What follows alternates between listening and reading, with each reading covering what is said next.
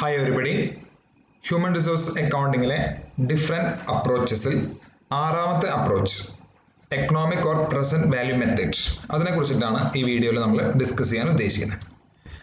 എന്താണ് economic or present value method എന്ന് ആദ്യമേ നമുക്ക് മനസ്സിലാക്കാം. Under this method human resource assets are valued by discounting the future earnings. അതായത് എംപ്ലോയീസിന് കൊടുക്കുന്ന സാലറി, വേജസ് അല്ലെങ്കിൽ വേറെ എന്തെങ്കിലും capital cost related with training, recruitment അല്ലെങ്കിൽ വേറെ എന്തെങ്കിലും HRD human resource development related ആയിട്ടുള്ള കോസ്റ്റുകൾ അതെല്ലാം പരിഗണിച്ച് ദെൻ അതിന്റെ ഡിസ്കൗണ്ടിങ് വാല്യൂ കണ്ടുപിടിക്കുന്നു. ഫ്യൂച്ചറിൽ നമുക്ക് വരുന്ന ചെലവിന്റെ അല്ലെങ്കിൽ അവരുടെ ഏർണിങ്സിന്റെ ഒരു ഡിസ്കൗണ്ടിങ് വാല്യൂ നമ്മൾ കണ്ടുപിടിച്ച് അതനുസരിച്ച് അതിന്റെ ടോട്ടൽ കോസ്റ്റ് നമ്മൾ മനസ്സിലാക്കുന്നു at A certain discount rate. The important models എന്തൊക്കെയാണ് ഈ പ്രസന്റ് വാല്യൂവിന്റെ അടിസ്ഥാനത്തിലായിട്ടുള്ള ഇമ്പോർട്ടൻറ്റ് മോഡൽസ് എന്ന് നമുക്ക് നോക്കാം. ഹെർമൻസൺ മോഡൽ, ആദ്യത്തെ മോഡൽ ഹെർമൻസൺ മോഡലാണ്. എന്താണ് ഇതിൽ പറയുന്നത്? അദ്ദേഹത്തിന്റെ 1964 അദ്ദേഹം പബ്ലിഷ് ചെയ്ത അക്കൗണ്ടിങ് ഫോർ ഹ്യൂമൻ അസറ്റ്സ് എന്ന പുസ്തകത്തിന്റെ അല്ലെങ്കിൽ ആ പുസ്തകത്തിലുള്ള ആശയമാണ് ഹെർമൻസ് മോഡൽ എന്നുള്ള പേരിൽ നമ്മൾ മനസ്സിലാക്കുന്നത്. Present value of future wages and salaries of employees or employee is estimated for 5 years. 5 വർഷത്തേക്കാണ് അത് കാൽക്കുലേറ്റ് ചെയ്യുന്നത്. അദ്ദേഹത്തിന് കൊടുക്കുന്ന സാലറി, അദ്ദേഹത്തിന്റെ മറ്റു ചെലവുകൾ with the help of discounting rate. This value is then multiplied by average efficiency ratio. Average efficiency ratio. Average efficiency ratio വെച്ചാൽ എന്താണ്? Average efficiency ratio may be calculated by taking ratio of weighted average of return on investment of the firm to that the ഇൻഡസ്ട്രിയും ആ ഫേമുമായി ബന്ധപ്പെട്ട rate of return. എന്താണ് rate of return? അതിന്റെ അടിസ്ഥാനത്തിലാണ് average efficiency ratio കണ്ടുപിടിക്കുന്നത്. Then അടുത്തത് present value of future earning model or Lev Schwartz model. എന്താണ് Lev Schwartz model എന്നുള്ളതുകൊണ്ട് ഉദ്ദേശിക്കുന്നത്? This model has been developed by Brunch Lev and Abbas Schwartz in 1971. Under this method, the future earning of employee till retirement. കഴിഞ്ഞ മോഡലിൽ 5 വർഷമാണെങ്കിൽ ഇതിൽ till retirement are estimated. Retirement വരെ അദ്ദേഹത്തിന് എന്ത് സാലറി കൊടുക്കേണ്ടി വരും എന്ന് എസ്റ്റിമേറ്റ് ചെയ്തിട്ടുണ്ട്. And discounted at the rate which is equal to the cost of capital. Discounting factor വെച്ച്, അതായത് ഇന്ന് കൊടുക്കുന്ന വാല്യൂ അല്ലല്ലോ 10 വർഷം കഴിയുമ്പോൾ കൊടുക്കുന്നത്. ഇന്നിപ്പോൾ 1000 രൂപ കൊടുത്തു, 10 വർഷം കഴിയുമ്പോൾ അദ്ദേഹത്തിന് കൊടുക്കുന്ന സാലറി ഇപ്പോൾ 10,000 ആയിരിക്കാം. പക്ഷെ ഇന്നത്തെ 1000ന്റെ ചിലപ്പോൾ തുകയുടെ തുല്യമായിരിക്കണം എന്നില്ല അന്നത്തെ 10,000. അതിനേക്കാളും കുറവായിരിക്കും. ഇന്നത്തെ 1000-നേക്കാളും കുറവായിരിക്കും ചിലപ്പോൾ അന്നത്തെ 10,000. അപ്പൊ അത് വെച്ച് നമുക്ക് കാൽക്കുലേറ്റ് ചെയ്യുന്നത് അദ്ദേഹത്തിന്റെ ഓൾ റിട്ടയർമെന്റ് വരെയുള്ള കാലഘട്ടത്തിൽ. Thus this method attempt to measure the present value of future earnings of the employees up to the age of retirement. എംപ്ലോയിക്ക് റിട്ടയർമെന്റ് വരെ എന്ത് എമൗണ്ട് കിട്ടും അത് നമ്മൾ കണ്ടുപിടിക്കുന്നു. ആ ചെലവ് they have divided the whole labor force into certain homogeneous group such as skilled, unskilled, semi-skilled, technical staff. Yes. അപ്പോൾ എല്ലാ type category, different category of employees അവിടെ ഉണ്ടാവുമല്ലോ. മാനേജറിയൽ സ്റ്റാഫ് ആയിരിക്കാം, സ്കിൽഡ് ആയിരിക്കാം, അൺസ്കിൽഡ് ആയിരിക്കാം, സെമി സ്കിൽഡ് ആയിരിക്കാം, technical staff ആയിരിക്കാം. അപ്പോൾ എല്ലാ കാറ്റഗറിക്കും നമ്മൾ ഇങ്ങനെ സെപ്പറേറ്റ് കണ്ടുപിടിക്കുന്നു. And in accordance with the different class and age groups, average earning stream for different classes and age groups are prepared for each group separately and present value for human capital is calculated. The aggregate present value of different groups represents the capitalized future earnings of the firm's whole.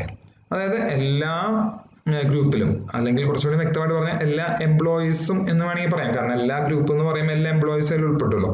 അപ്പൊ ഇങ്ങനെ എല്ലാ എംപ്ലോയീസിന്റെയും retirement വരെ എന്താണ് അവർക്ക് വരുന്ന cost നമ്മൾ present value വെച്ച് ഇപ്പോൾ തന്നെ നമ്മൾ കാൽക്കുലേറ്റ് ചെയ്ത് കണ്ടുപിടിക്കുന്നു. 10 വർഷം കഴിയുമ്പോൾ ചിലപ്പോൾ കൂടുതൽ എമൗണ്ട് ആയിരിക്കും സാലറി കൊടുക്കുന്നത്. പക്ഷേ അതിന്റെ വാല്യൂ എന്തായിരിക്കും എന്നുള്ളത് നമ്മൾ ഇപ്പൊ തന്നെ കാൽക്കുലേറ്റ് ചെയ്ത് നമ്മൾ ക്യാപിറ്റലൈസ് ചെയ്യുന്നു.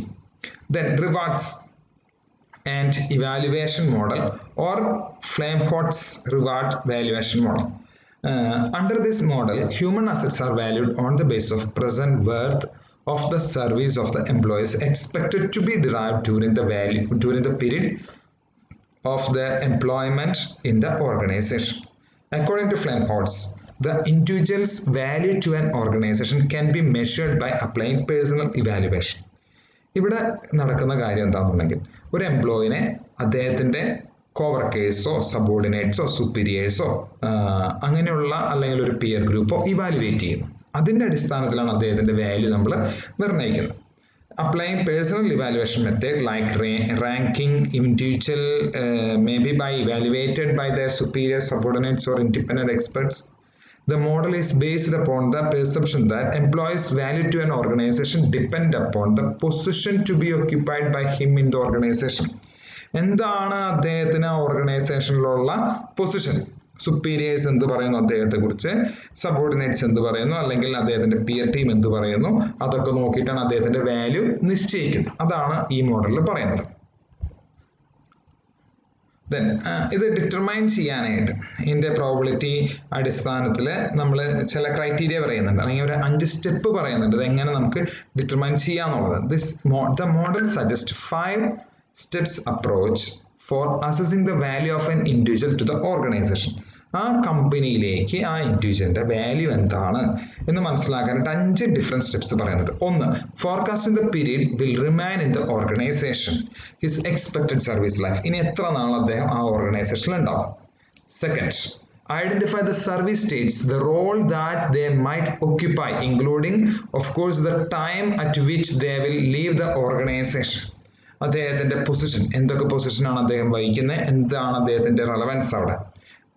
Then estimating the value derived by organization when the person occupies a particular position for a specified time period. Estimating the value derived by the organization when a person occupies a particular position for a specified time period. ഒരു നിശ്ചിത കാലത്തേക്ക് അദ്ദേഹത്തിന് കൊടുത്ത ഉത്തരവാദിത്തങ്ങൾ അദ്ദേഹം എത്രമാത്രം ഭംഗിയായി നിർവഹിച്ചു അത് മനസ്സിലാക്കണം. Estimation of the probability of occupying each possible mutually exclusive state at specified future times. ഭാവിയിൽ അദ്ദേഹം ഒക്യുപ്പൈ ചെയ്യാൻ സാധ്യതയുള്ള പൊസിഷൻസ്, അദ്ദേഹത്തിന്റെ ഔട്ട്പുട്ട് എങ്ങനെയായിരിക്കും. Discount the value at predetermined rate to get the present value of human resource. അത് discounting the value at a predetermined റേറ്റിൽ അദ്ദേഹത്തിന്റെ value നമ്മൾ ഐഡന്റിഫൈ ചെയ്യും. Then Moses 1973 ലാണ് അദ്ദേഹത്തിന്റെ theories ഒന്ന് suggested this approach. Under this value of human resource is equivalent to the present value of net benefit derived by the enterprise. Yes. അടുത്തൊരാൾ പറയാണ് അദ്ദേഹം എന്താ പറയുന്നത്, net benefit derived by the enterprise. എന്റർപ്രൈസിന് എന്ത് benefit കിട്ടി ഒരു എംപ്ലോയിനെ കൊണ്ട്, അല്ലെങ്കിൽ എംപ്ലോയിയുടെ സർവീസിൽ നിന്ന്, അതാണ് മോസസ് പറയുന്നത്. The following steps are involved in this approach. എന്താണ് ഡിഫറെന്റ് ആയിട്ടുള്ള സ്റ്റെപ്സ് മോസസിന്റെ അപ്രോച്ചിൽ? അദ്ദേഹത്തിന്റെ മെയിൻ എയിം എന്നുള്ളത് ഇത്രയ്ക്കേ ഉള്ളൂ, net benefit derived by the enterprise. ആ എന്റർപ്രൈസിന് എന്ത് ബെനിഫിറ്റ് കിട്ടി അദ്ദേഹത്തിന്, നമുക്ക് നോക്കാം എന്തൊക്കെയാണ് അദ്ദേഹം സജസ്റ്റ് ചെയ്ത steps. The gross value of service to be rendered in future by the employees in their individual and collective capacity. ഒരു വ്യക്തി എന്നുള്ള രീതിയിലും ഒരു ഗ്രൂപ്പിലെ ഒരു അംഗം എന്നുള്ള രീതിയിലും അദ്ദേഹം സർവീസ് കൊടുക്കുന്നത്, അതായത് ഓർഗനൈസേഷൻ എത്രമാത്രം സർവീസ് കൊടുക്കുന്നു അതിന്റെ gross value. The value of direct and indirect future payment to the employees. Yes, എംപ്ലോയിക്ക് ഓർഗനൈസേഷൻ കൊടുക്കുന്ന പേയ്മെന്റ് എന്ത്. The excess of value of future human resource as per first. അതായത് ഒന്നാമത്തേൽ പറഞ്ഞത്, അതായത് gross value of the service to be rendered in future by the employee in their individual or collective capacity. അതായത് ഓർഗനൈസേഷനിൽ കിട്ടിയിട്ടുള്ള benefit അദ്ദേഹത്തിന്റെ, അതൊന്നാമത്തെ. Excess of the value of future human resource over the value of future payment. Yes, അദ്ദേഹത്തിൽ നിന്ന് കമ്പനിക്ക് കിട്ടിയിട്ടുള്ള benefit, then അദ്ദേഹത്തിന് കൊടുത്ത ബെനിഫിറ്റ്, നമ്മൾ അങ്ങോട്ട് കൊടുത്ത ബെനിഫിറ്റ്, ഇതിന്റെ രണ്ടിന്റെയും ഡിഫറൻസ് മനസ്സിലാകും. This represent the net benefit to the enterprise. ശരിയല്ലേ? വളരെ ഈസി ആയിട്ടുള്ള കാൽക്കുലേഷൻ. കമ്പനി എന്ത് അങ്ങോട്ട് കൊടുത്തു, കമ്പനിക്ക് എന്ത് ഇങ്ങോട്ട് കിട്ടി. കമ്പനിക്ക് ഇങ്ങോട്ട് കൂടുതൽ കിട്ടിയിട്ടുണ്ടെങ്കിൽ അതിന്റെ അർത്ഥം എന്താ, നെറ്റ് ബെനിഫിറ്റ്സ് റിസീവ്ഡ് അല്ലേ. 1000 രൂപയാണ് ആ എംപ്ലോയിക്ക് ജോലിക്ക് കൂലിയായിട്ട് കൊടുത്തത്, പക്ഷെ അദ്ദേഹം നമുക്ക് 1500 രൂപയുടെ പണിയെടുത്ത് തന്നു. അപ്പൊ 500 രൂപയാണ് നമ്മളെ സംബന്ധിച്ച് അദ്ദേഹത്തിന്റെ benefit. By applying the predetermined discount rate, usually the cost of capital, to the net benefit, the present value is determined. This amount represents the value of human resource to the enterprise. Yes. അദ്ദേഹം കുറെ നാൾ കമ്പനിയിൽ ഉണ്ടാവും. അപ്പൊ ഭാവിയിലൊക്കെ അദ്ദേഹത്തിന് കൊടുക്കുന്ന amount നമ്മൾ net present value പ്രകാരം മൾട്ടിപ്ലൈ ചെയ്ത് കണ്ടുപിടിക്കുന്നു. അപ്പൊ അതാണ് നമുക്ക് ബെനിഫിറ്റ് എന്ന് പറയുന്നത്. അടുത്തതാണ് certainty equivalent net benefit model. ഏകദേശം ഈ നെറ്റ് ബെനിഫിറ്റ് മോഡലിന്റെ ഒരു എക്സ്റ്റൻഷൻ ആണ് ഇതെന്ന് വേണമെങ്കിൽ പറയാം. This approach has been suggested by Penkin Owen in 1976. is in fact an extension of net benefit approach of Moses. നാം പറഞ്ഞു മോസസിന്റെ ഒരു എക്സ്റ്റൻഷൻ ആണ് ഈ ഒരു അപ്രോച്ച് എന്ന് പറയുന്നത്. Under this, the value of human resource is determined by taking into consideration the certainty with which the net benefits in future will accrue to the organization. മോസസിന്റെ അപ്രോച്ചിൽ പറഞ്ഞത് നമുക്ക് നെറ്റ് ബെനിഫിറ്റ് എന്താണെന്നാണ്. ഇവിടെ അതിന്റെ സെർട്ടനിറ്റിയും കൂടി ഒന്ന് മനസ്സിലാക്കുന്നു, അത്രയൊക്കെ ഉള്ളൂ. This method involves the following steps. Net benefits from each employees. നേരത്തെ അപ്രോച്ചിൽ മോസസിന്റെ അപ്രോച്ചിൽ പറഞ്ഞ പോലെ നമ്മൾക്ക് ഇങ്ങോട്ട് കിട്ടുന്ന എംപ്ലോയിൽ നിന്ന് കമ്പനിയിലേക്ക് കിട്ടുന്ന ബെനിഫിറ്റും കമ്പനി എംപ്ലോയിക്ക് കൊടുക്കുന്ന ബെനിഫിറ്റും ഇതിന്റെ വ്യത്യാസം എന്താണെന്ന് മനസ്സിലാക്കുന്നു. അതാണല്ലോ net benefits received from each employees എന്ന് ഉദ്ദേശിക്കുന്നത്. Then certainty factor at which the benefits will available in future. Yes, ഈ ഒരു ബെനിഫിറ്റിന്റെ സെർട്ടനിറ്റി ഫാക്ടർ നമ്മൾ കണ്ടുപിടിക്കണം. സെർട്ടനിറ്റി എത്രമാത്രം ഉണ്ട് അതും കൂടി മനസ്സിലാക്കണം. ശരിക്കും പറയാം, ഒന്നും കൂടി അഡ്വാൻസ് ആയിട്ട് ചിന്തിക്കുമ്പോൾ സെർട്ടനിറ്റിയും കൂടി നമ്മൾ മനസ്സിലാക്കണം. ഇന്ന് കിട്ടിയെന്ന് വിചാരിച്ച് നാളെ അത് കിട്ടണം എന്ന് നിർബന്ധമില്ല. അപ്പൊ സെർട്ടനിറ്റി ഫാക്ടർ കൂടി മനസ്സിലാക്കും. The certainty equivalent benefits will calculated by the certainty factors. Certainty factors ഉണ്ട്. ആ ഫാക്ടേഴ്സിന്റെ അടിസ്ഥാനത്തിൽ നമ്മൾ കാൽക്കുലേറ്റ് ചെയ്ത് കണ്ടുപിടിക്കുന്നു എത്രമാത്രം ഉറപ്പുണ്ട് നമുക്ക് ഈ ബെനിഫിറ്റ് കിട്ടുന്നുള്ളത്. That's all. Then ചക്രവർത്തി മോഡൽ എന്താണ് അദ്ദേഹം സജസ്റ്റ് ചെയ്തതെന്നാണ് നമുക്ക് അടുത്തത് പറയുന്നത്. Suggest to calculate value of human resource by dividing the employees into two groups. രണ്ട് ഗ്രൂപ്പായിട്ട് എംപ്ലോയീസിനെ തരംതിരിക്കാൻ പറയുന്നു. One managerial and another non-managerial. And then multiply the average tenure of group of employees with average salary of them. Average salary വെച്ച് അവരെ multiply ചെയ്യും. The value thus obtained is discounted at an expected average after the ROI over the average tenure period, so that value of human asset does not fluctuate frequently. Professor Chakrabarty suggested to consider the recruitment, hiring, selection, development, and training costs as deferred revenue expenditure. ഇപ്പം ഇങ്ങനെയുള്ള കോസ്റ്റുകളൊക്കെയും ഈ hiring അല്ലെങ്കിൽ selection, development, training എന്നുള്ളതൊക്കെയും deferred expense ആണെങ്കിൽ നമുക്ക് ഭാവിയിൽ ഒരു income കിട്ടാൻ സാധ്യതയുള്ള ഒരു എക്സ്പെൻസ് അല്ലേ. നമുക്കിപ്പോൾ എക്സ്പെൻസ് ഉണ്ടെങ്കിലും ഭാവിയിൽ അത് ഇൻകം കിട്ടും. അപ്പൊ അതിന് ഡിഫേർഡ് റവന്യൂ എക്സ്പെൻഡിച്ചർ ആയിട്ട് നമുക്ക് അതിനെ പരിഗണിക്കാം എന്നാണ് പറയുന്നത്. രണ്ട് കാറ്റഗറി ആയിട്ട് നമ്മൾ തിരിക്കുന്നു, മാനേജറിയലും നോൺ മാനേജറിയലും. എന്നിട്ട് അതിന്റെ ബെനിഫിറ്റ് നമ്മൾ കാൽക്കുലേറ്റ് ചെയ്യുന്നു. നമുക്ക് റിട്ടേൺ ഓൺ ഇൻവെസ്റ്റ്മെന്റ്, നമ്മൾ ഇവരിൽ ഇൻവെസ്റ്റ് ചെയ്യുന്നതിനനുസരിച്ച് നമുക്ക് ബെനിഫിറ്റ് ഉണ്ടോ രണ്ട് കാറ്റഗറിക്കും എന്ന് നമ്മൾ ഐഡന്റിഫൈ ചെയ്യും. അടുത്തതാണ് Dasgupta model. This method is popularly known as total cost concept. According to this model suggested by the Dasgupta, the total cost incurred by individual up to that position in the organization should be taken as value of a person which is further adjusted by his intelligence level. സാധാരണ പലതിലും പറയാത്ത ഒരു ഫാക്ടറും കൂടി ഇതിൽ പറഞ്ഞു. ഞാൻ അതുകൊണ്ടാണ് അണ്ടർലൈൻ ചെയ്തതിന് കാരണം. അദ്ദേഹത്തിന്റെ ഇന്റലിജൻസ് ലെവലും കൂടി നോക്കുന്നു. The value thus calculated is revised time to time on the basis of age, performance, experience. ഇതുവരെ പറഞ്ഞ എല്ലാ മോഡലിലും പറയുന്ന കാര്യം എന്താണ്?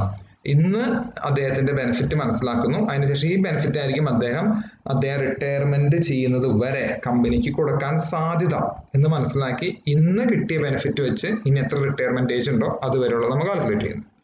ദാസ്ഗുപ്ത മോഡൽ എന്താ പറയുന്നത്? ടൈം ടു ടൈം റിവിഷൻ വേണം. ഇന്ന് അദ്ദേഹം ഇത്ര ബെനിഫിറ്റ് ആണ് കമ്പനിക്ക് ഉണ്ടാക്കിയെന്നുണ്ടെങ്കിൽ ഇതിന് പ്രൊപ്പോർഷനേറ്റ് ആയിരിക്കണമെന്നില്ല അദ്ദേഹം പ്രായമായതിനു ശേഷം കമ്പനിക്ക് തരുന്ന ബെനിഫിറ്റ്. പ്രായമാകുമ്പോൾ ഒരു പക്ഷെ അദ്ദേഹത്തിന്റെ പെർഫോമൻസ് കുറയാം, ഒരു പക്ഷെ അദ്ദേഹത്തിന്റെ പെർഫോമൻസ് കൂടാം. എന്തായാലും ഇപ്പോൾ ഉള്ളതിനേക്കാളും വ്യത്യാസങ്ങൾ വരാൻ സാധ്യത കൂടുതലാണ്. കാരണം ഒരു പക്ഷെ എക്സ്പീരിയൻസിലാവുമ്പോൾ അതനുസരിച്ച് പെർഫോമൻസിൽ വ്യത്യാസം വരാം, അല്ലെങ്കിൽ അദ്ദേഹത്തിന്റെ പൊസിഷനിൽ വ്യത്യാസം വരാം. അപ്പൊ അങ്ങനെയുള്ള വ്യത്യാസങ്ങളും കാര്യങ്ങളും ഉള്ളത് കൊണ്ട് റിവിഷൻസ് വേണം. റിവൈസ് ചെയ്ത് ഇത് ടൈം ടു ടൈം ചെക്ക് ചെയ്യണം. അദ്ദേഹത്തിന്റെ ഇന്റലിജൻസും പെർഫോമൻസും ഒക്കെ മനസ്സിലാക്കണം. അതിനുശേഷം വേണം വാല്യൂ ഓഫ് അസറ്റ് അല്ലെങ്കിൽ വാല്യൂ ഓഫ് ഹ്യൂമൻ റിസോഴ്സ് കണ്ടുപിടിക്കാൻ എന്നാണ് ഇവിടെ പറയുന്നത്. അപ്പൊ ഇത്രയ്ക്കും കാര്യങ്ങളാണ് ഈ ഒരു ഭാഗവുമായിട്ട് നമുക്ക് ഡിസ്കസ് ചെയ്യാനായിട്ട് ഉള്ളത്. Okay, thank you.